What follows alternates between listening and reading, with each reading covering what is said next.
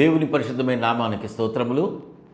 దేవుని యొక్క సన్నిధిలో కర్మేలాజ్ఞ అనేటువంటి మా ఈ కార్యక్రమంలో ఏకీభవించి దేవుని యొక్క మాటలు వినడానికి, ప్రార్థించడానికి, మీ విజ్ఞాపనలు, మీ అవసరతలు దేవుని సన్నిధిలో తెలియచేయటానికి ఈ సమయమున ఏకీభవించున్న మీ అందరికి కూడా ప్రభునామమున ప్రేమపూర్వకంగా వందనాలు, శుభములు, ఆశీస్సులు బహుగా తెలియజేస్తా ఉన్నాం.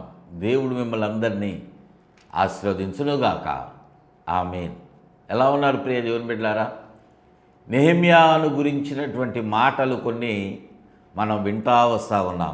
నెహెమ్యా జీవితంలో జరిగినటువంటి సందర్భములు, ఆయన విన్నటువంటి మాటలను బట్టి, జరిగినటువంటి సంగతులను వినినటువంటి సమయమున ఎలాగా రియాక్ట్ అవుతూ ఉన్నాడు, దేవుని సన్నిధిలో ఏం చేస్తూ ఉన్నాడు అనేటువంటి కొన్ని మాటలు మనం విన్నాము.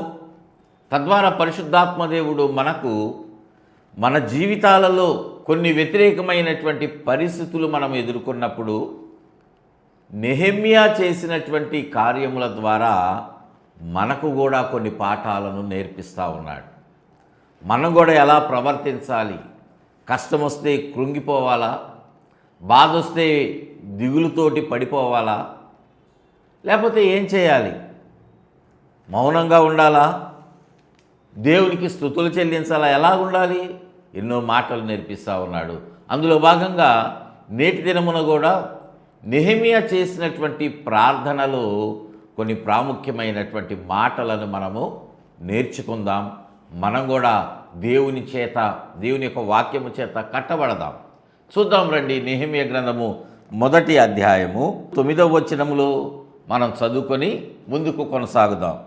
అక్కడ నెహెమ్యా అంటున్నాడు, అయితే మీరు నా వైపు తిరిగి నా ఆజ్ఞలను అనుసరించిన ఎడల భూదిగంతముల వరకు మీరు తోలివేయబడినను అక్కడ నుండి సహా మిమ్మును కూర్చి నా నామము ఉంచుటకు నేను ఏర్పరచుకునే స్థలమునకు మిమ్మును రప్పించేదనని నీవు సెలవిచ్చితివి కదా. దేవునికి మహిమ కలుగునుగాక. హల్లెలూయా. దేవుని యొక్క మాటను నెహెమ్యా ఇక్కడ జ్ఞాపకం చేస్తూ ఉన్నాడు. దేవుడు మనలను మరిచిపోవటం లేదు, దేవుడు నిన్ను మరిచిపోలేదు అనేటువంటి మాట ఈ మాట చదివినప్పుడు నీకు అర్థమవుతూ ఉన్నది.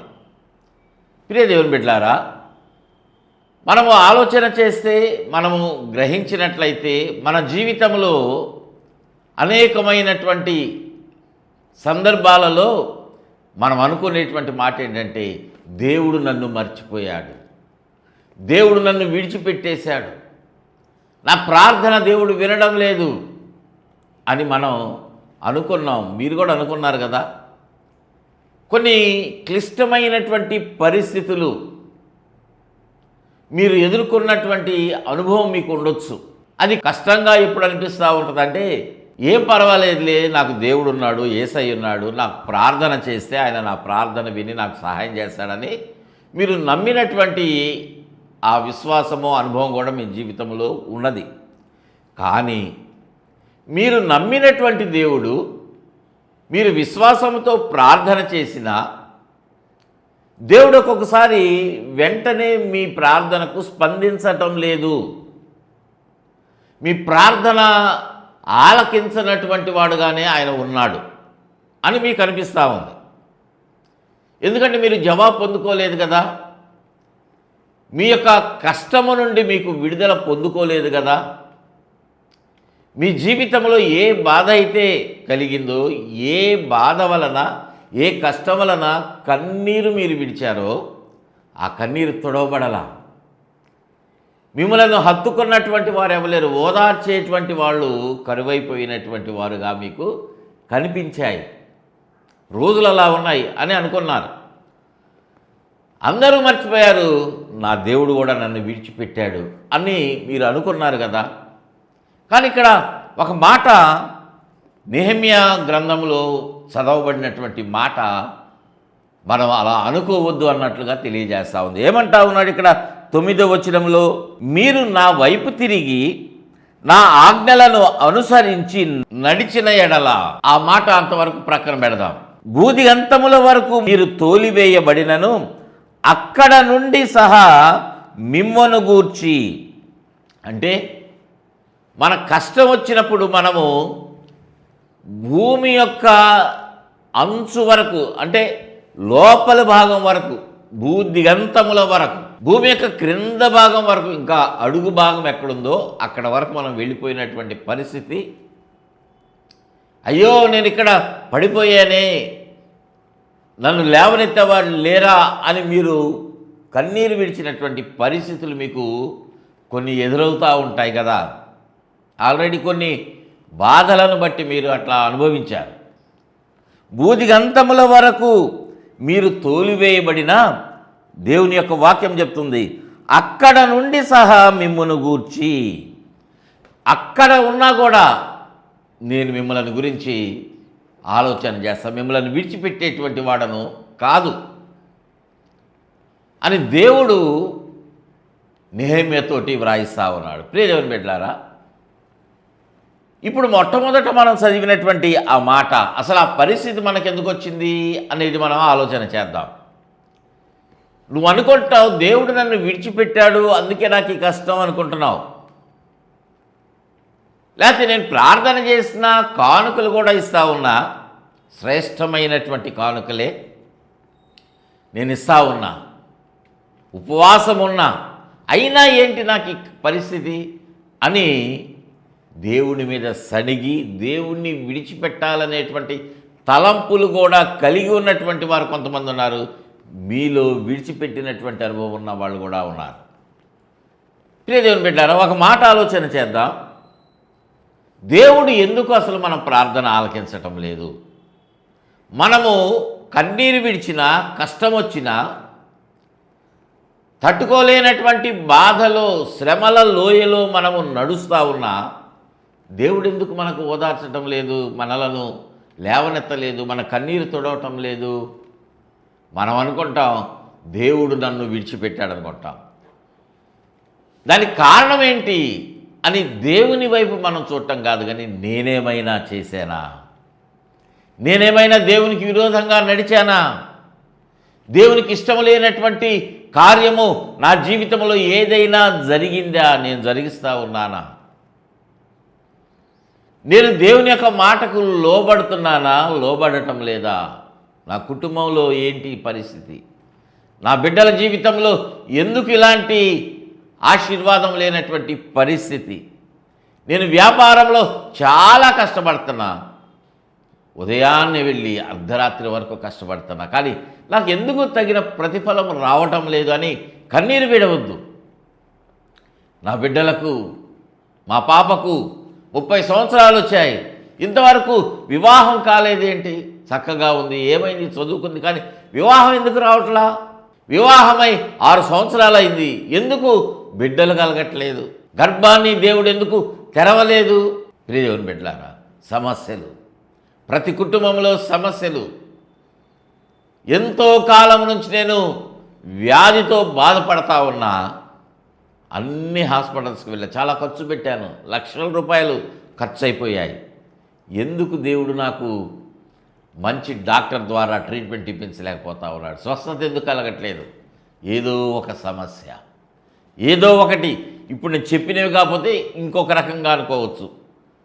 బాగా సంపాదిస్తూ ఉన్నారు భార్యాభర్తలు ఇద్దరు, కుటుంబంలో సమాధానం లేదు, ఎప్పుడు గొడవలు. ఎందుకు? ఒక పూట తింటే రెండో పూట తినలేనటువంటి పరిస్థితి, సమాధానం లేక. ఇలాంటి పరిస్థితుల్లో చాలామంది జీవితాలు సంతోషం లేక నాశనం అయిపోయినటువంటివిగా ఉన్నాయి. కారణం ఏంటి ఆలోచన చేశారా? ఇక్కడ అంటున్నటువంటి మాట, మీరు నా వైపు తిరిగి నా ఆజ్ఞలను అనుసరించి నడిచిన ఎడల. మనం నడవటం లేదేమో దేవుని యొక్క మాట ప్రకారం. దేవుడు అంటున్నాడు, నేను కొన్ని ఆజ్ఞలు పెట్టాను కదా మీకు. దేవుని యొక్క వాక్యములో, బైబిల్ గ్రంథంలో మనం ఏం వెతుకుతామో, ఏం చూస్తామంటే ఆజ్ఞలను చూడం, ఆశీర్వాదాలే చూస్తాం. మిమ్మల్ని నేను ఆశీర్వదిస్తాను, మీకు ఆరోగ్యం కలుగజేస్తాను, అభివృద్ధి చేస్తాను, వర్ధిల్లుతాను, మీరు చక్కగా ఉంటారు, సంతోషంగా ఉంటారు, ఉన్నత స్థలంలో ఉంటారు, ఉన్నత స్థానంలో ఉంటారు. మనం కోరుకుంటున్నాం? నా బిడ్డకు మంచి ఆరోగ్యం కావాలి, వివాహం కావాలి, వాళ్ళు చదువుకోవాలి, మంచి ఉద్యోగం కావాలి, మంచి వ్యాపారం చేయాలి, వ్యాపారంలో లక్షలు లక్షలు రావాలి, కోట్ల రూపాయలు సంపాదించాలి, మంచి కోడలు రావాలి, మంచి బాబు పుట్టాలి, మంచి పాప పుట్టాలి, వాళ్ళ జీవితాలు బాగుండాలి. ఇదేనా జీవితం అంటే? ఇవేనా మనం కోరుకునేవి? నా బిడ్డలు రక్షణ పొందాలి, నా బిడ్డలు అమెరికా వెళ్ళి చదువుకోవాలనుకుంటున్నారు, కానీ నా బిడ్డ అమెరికా వెళ్తే ఎలా ఉంటాడో, ఆ కల్చర్కి పాడైపోతాడేమో, ఇక్కడే డ్రగ్స్కి అలవాటు పడినటువంటి వాడు, ఇక్కడే దేవునికి వ్యతిరేకంగా నడిచిన వాడు అక్కడ ఎవరూ లేకపోతే ఎలా ఉంటాడో అని ఆలోచన చేశారా? ప్రియదేవుని బిడ్డలారా, నా బిడ్డ దుబాయ్ వెళ్ళి సంపాదించాలనుకుంటున్నావు కానీ, ఆస్ట్రేలియా వెళ్ళాలనుకుంటున్నావు కానీ, ఇంటి వద్దే ఉండి మందిరానికి వెళ్ళి ప్రార్థనలో ఏకీభవించి ఆత్మీయ జీవితంలో క్షేమంగా ఉండాలని ప్రార్థన చేస్తూ ఉన్నారా? చేశారా అసలు? ప్రియదేవుని బిడ్డలారా, నామకార్థంగా వద్దు, నామకార్థం మారు మనసు వద్దు, నామకార్థమైనటువంటి బాప్తిస్మాలు వద్దు. పశ్చాత్తాపముతోటి నీవు చేసినటువంటి తప్పులను ఒప్పుకొని విడిచిపెట్టి మారు మనసు పొంది దేవుని దగ్గర పాపక్షమాపణ పొంది అప్పుడు నువ్వు బాప్తిజం తీసుకోవాలా. అది నిన్ను పరలోకానికి నడిపిస్తుంది. బాప్తిజం తీసుకున్న వాళ్ళందరూ మారు మనసు పొందిన వాళ్ళు కాదు. ఈ మాట కొంత కఠినంగా ఉండొచ్చేమో, వాస్తవమే నేను చెప్పేది. మారు మనసు పొందినాక బాప్తిజం తీసుకోవాలి. పెళ్ళి కొరకు బాప్తిజం కాదు, సర్టిఫికెట్ కొరకు బాప్తిజం కాదు.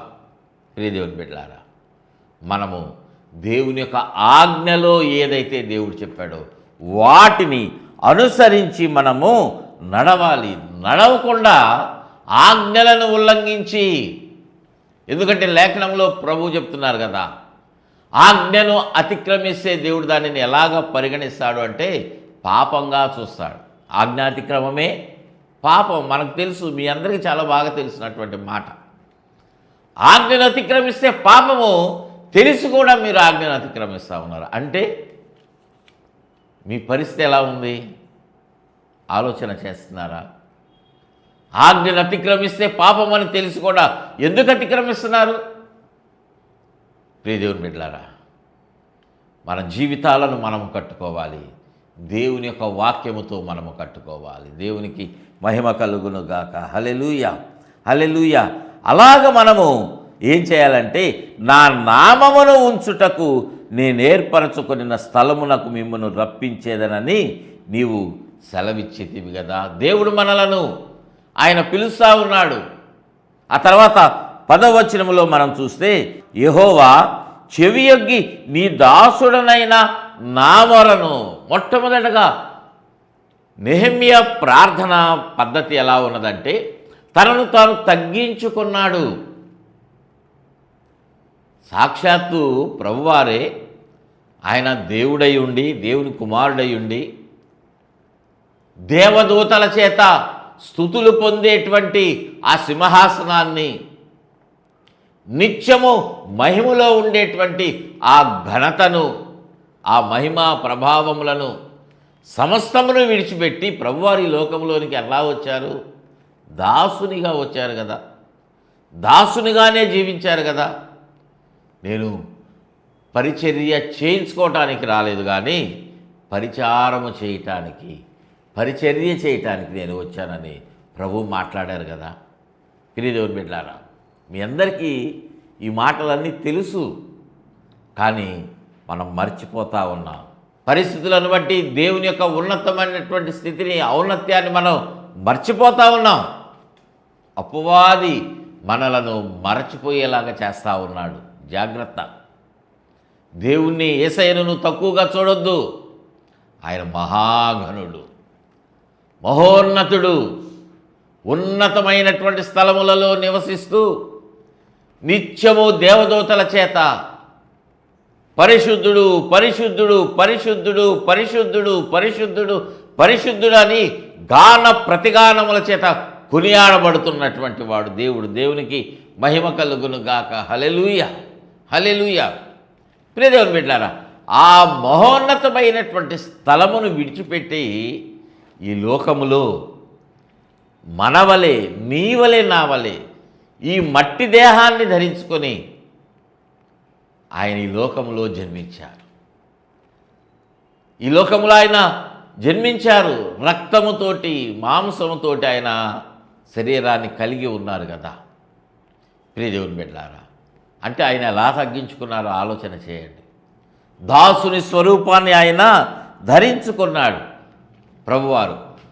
కానీ ఇక్కడ నెహెమ్యా ప్రార్థన అంటున్నాడు, నీ దాసుడనైన నా మొరను. మనము దాసులముగా ఉండటానికి ఇష్టపడము, అవును కదా. మీకు కోట్లాది రూపాయలు డబ్బులు ఉన్నాయనుకోండి, మీరు ఎలాగ ఫీల్ అవుతారు? నేను గౌరవంగా ఉండాలి, మంచి రేంజ్ రోవర్ కారులో వెళ్ళాలి, నా కారు ఎంటర్ అవుతుంటేనే నేను ఎక్కడైనా ఫంక్షన్కి వెళితే ఆ ఫంక్షన్ నిర్వహిస్తున్నటువంటి ఆర్గనైజర్స్ వచ్చి నాకు వెల్కమ్ చెప్పాలి, 10 మంది నా దగ్గరికి రావాలి, నమస్కారం సార్ అని మనలను లోపలికి రిసీవ్ చేసుకొని తీసుకువెళ్ళాలని కోరుకుంటావు కదా. నువ్వు వెళ్తుంటే నీకు ముందు లైన్లో చైర్ వేయాలనుకుంటావు. నువ్వు వెళ్తా ఉంటే ఉన్నటువంటి వారు నీకంటే ముందున్న వారందరూ లేచి నిలబడాలి అని నువ్వు కోరుకుంటావు.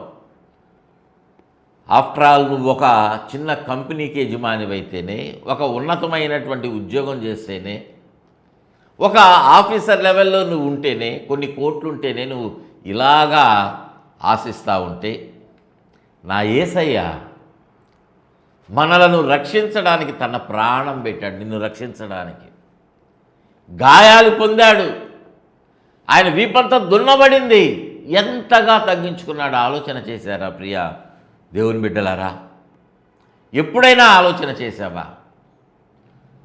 ఆయన నా వైపు తిరిగి నా దగ్గరకు రండి, మీరు పాపాన్ని మోస్తూ ఉన్నారు, ఆ పాప భారం నా మీద వేయండి, నేను మోస్తా అని పిలుస్తూ ఉంటే పెడచెవిని పెట్టేసి ఆయనను నెట్టివేస్తూ ఉన్నారు, తలుపులేసేస్తారు. మీ హృదయంలోనికి రానివ్వట్ల ఆయన్ని. ప్రియ సహోదరుడా, ప్రియ యవన బిడ్డ సహోదరి, ఎంతకాలం ఇంకా ఇలా ఉంటారు?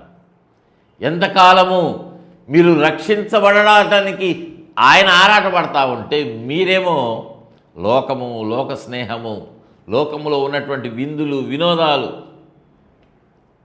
మత్తు పదార్థములు, త్రాగుడు ఎన్నో ఉన్నాయి కదా, భయంకరమైనటువంటి వ్యసనాలకు గురైపోయి మీ శరీరాన్ని ఆ లోక ఇచ్ఛలకు అప్పగించుకుంటా ఉన్నారు. లోకంలో సిలువ వేశారు.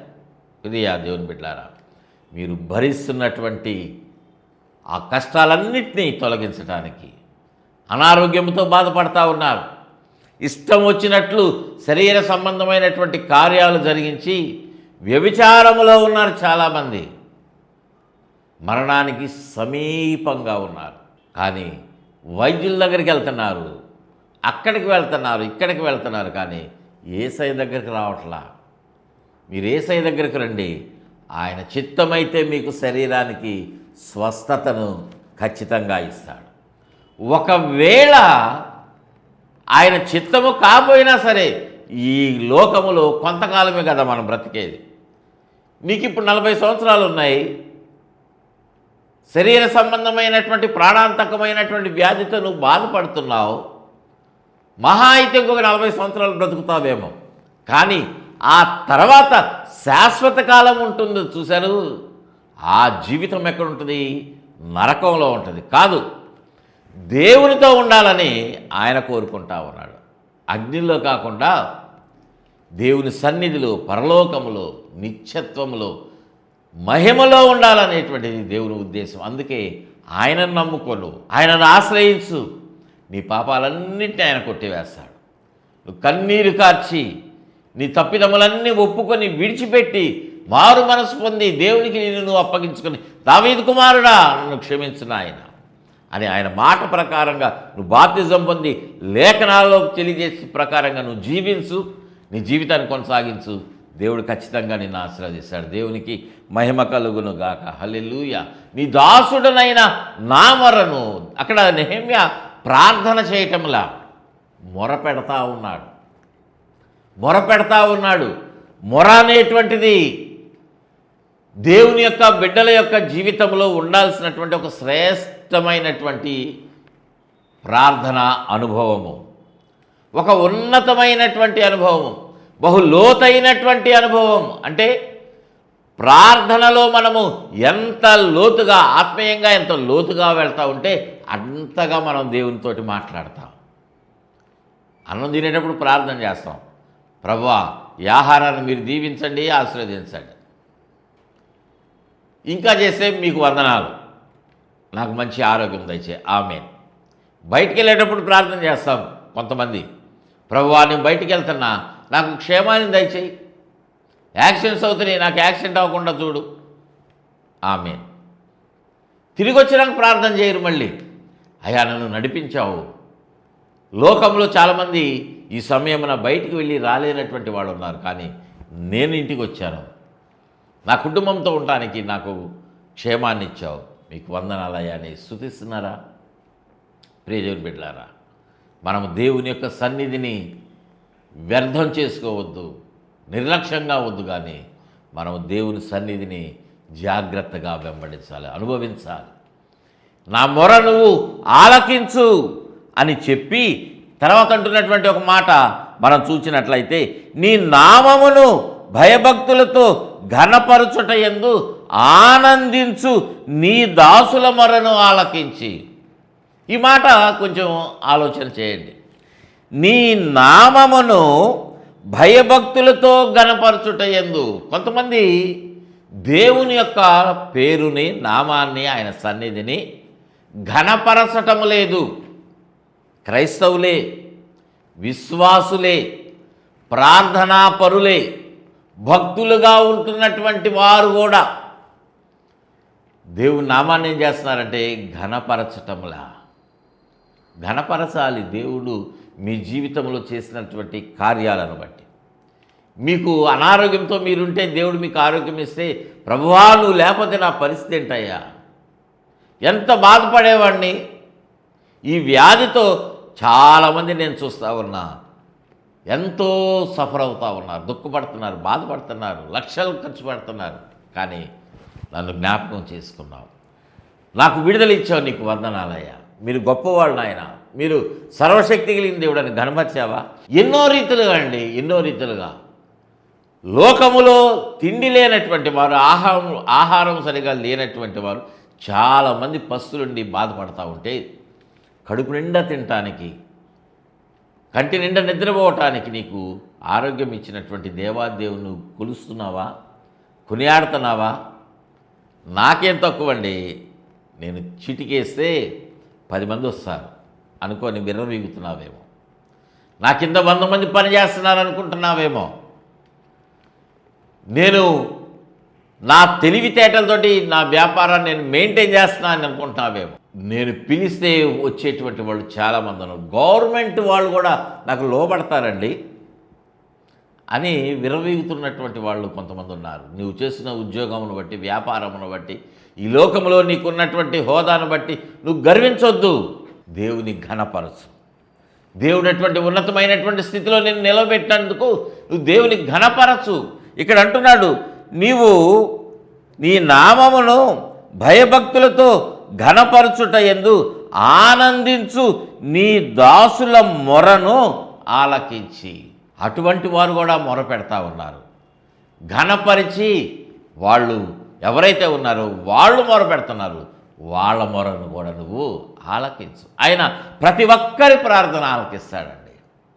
ఈ మాట నెహెమ్యా జ్ఞాపకం చేసుకున్నాడు. నెహెమ్యా జ్ఞాపకం చేసుకొని అంటున్నాడు, అంత మాత్రమే కాదు కానీ నీ దాసుల మొరను ఆలకించి ఈ దినమందు నీ దాసుని ఆలోచన సఫలపరచి. నీ దాసులంగా ఉన్నాం కదా మేము, మా ఆలోచనలు కొన్ని ఉన్నాయి. ఇదిగో ఈ యొక్క ప్రాకారములు పడద్రోయబడ్డాయి, దానికి సంబంధించినటువంటి ఒక ఆలోచన.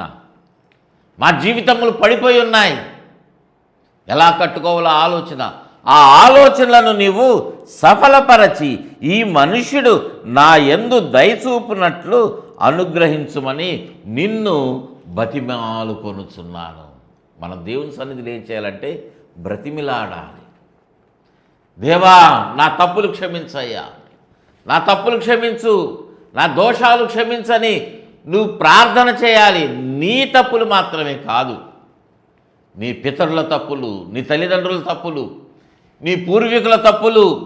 దానియేలు అలా ప్రార్థన చేశాడండి. ఏమంటున్నాడు? దానియేలు గ్రంథము 9వ అధ్యాయము 20వ వచనములో మనం చూసినట్లయితే, నా దేవుడైన యెహోవా ఎదుట నా పాపమును నా జనము యొక్క పాపమును ఒప్పుకొనుచు నా దేవునికి నేను విజ్ఞాపన చేసి తిని. దేవునికి మహిమ కలుగునుగాక. దేవుని సన్నిధిలో విజ్ఞాపన చేశాడు. ఎట్లాగంటే నా పాపాన్ని ఒప్పుకున్నాడు, నా తల్లిదండ్రుల పితరుల పాపాన్ని కూడా నేను ఒప్పుకోవాలి. దానియేలటువంటి జ్ఞానం కలిగిన వాడు ఆ పని చేసి తగ్గించుకుంటే నువ్వు తగ్గించుకోలేవా? రాజుగారి దగ్గర పనిచేస్తున్నటువంటి నెహెమ్యానే తగ్గించుకుంటే నీకేమైంది? నువ్వు అంతటి ఉన్న స్థితిలో ఉన్నావు. తగ్గించుకో. ఎవరైతే తగ్గించుకుంటారో వాళ్ళు హెచ్చించబడతారు. నీ పాపమును నువ్వు ఒప్పుకోట్లా, నీ పితరుల పాపము, వాళ్ళు దేవుని సన్నిధిలో ఆజ్ఞలను విడిచి నడిచినటువంటి ఆ పరిస్థితులు కూడా నీకు తెలుసు కదా. వాటన్నిటిని నువ్వు దేవుని సన్నిధిలో ఒప్పుకో, విడిచిపెట్టు. ఆ రీతిగా నువ్వు ప్రార్థన చేయటం ప్రారంభించు. దేవుడు మీ జీవితంలో కార్యాలను ఇప్పుడే చేయటం ప్రారంభిస్తాడు. దేవునికి మహిమ కలుగునుగాక. హల్లెలూయా. మీ జీవితంలో కార్యాలను ఆయన ఖచ్చితంగా నూతనపరుస్తాడు. మునిపెన్నడు ప్రకాశించినటువంటి వెలుగు మీ జీవితంలో ప్రకాశించడం ప్రారంభమవుతుంది. నీతి సూర్యుడు మీ జీవితాలలో ఉదయిస్తాడు. చీకటి ఉండదు, అపజయం ఉండదు. దేవుడు మీకు విజయాన్ని అనుగ్రహిస్తాడు. ప్రియ దేవుని బిడ్డలారా, అది నెహెమ్యా ప్రార్థన. నువ్వు కూడా ఇలాగ ప్రార్థన చేయి. ఈ రీతిగా దేవుడు మాట్లాడినటువంటి మాటలను బట్టి నీ జీవితాన్ని నువ్వు దేవుని సమర్పించుకొని ప్రార్థన చేయి. దేవుడు బహుగా మిమ్మలను ఆశీర్వదించునుగాక. ఆమేన్. చిన్న మాట ప్రార్థన చేసుకుందామండి. ప్రేమ కలిగిన తండ్రి, పరిశుద్ధుడా, మీకు వందనాలు.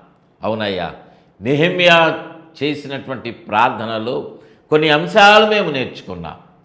మా జీవితము, మా ప్రార్థనా జీవితము, మా జీవితము కట్టుకోవటము ఎలా ఉండాలి, మేము ఎక్కడ తగ్గించుకోవాలి, అనేకమైనటువంటి మాటలు మీరు మాకు మాట్లాడారు, మమ్మల్ని మాకు తెలియజేశారు, బలపరిచారు.